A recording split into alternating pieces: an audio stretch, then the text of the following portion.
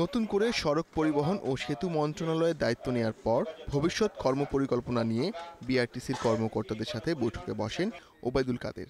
সংস্থাটির লোকসানের কারণ হিসেবে দুর্নীতিবাজ কর্মকর্তাদের দায়ী করেন মন্ত্রী। সড়ক পরিবহন মন্ত্রী অভিযোগ করে বলেন, কোটি কোটি টাকা দিয়ে নতুন গাড়ি কেনা হলেও বছর ঘুরতেই তা অচল হয়ে পড়ছে। বিআরটিসির বহরে নতুন গাড়ি এলেও এর সুবিধা জনগণ পাবে কিনা তা নিয়েও প্রশ্ন মন্ত্রীর। গাড়ি আসবে, গাড়ির কোনো যত্ন নেই, কদিন পরে ডাম্পিং হয়ে যাবে।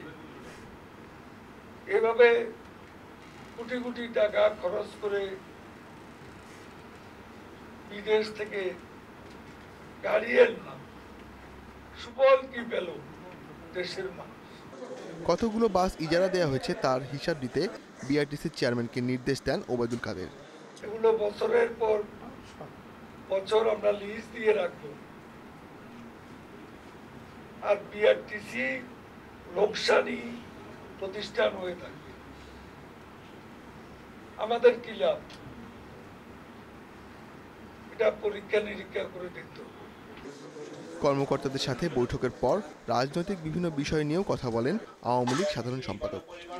তাদের এখনকার কথাবার্তা, আচরণ ভুল থেকে শিক্ষা নেয়া, কোনো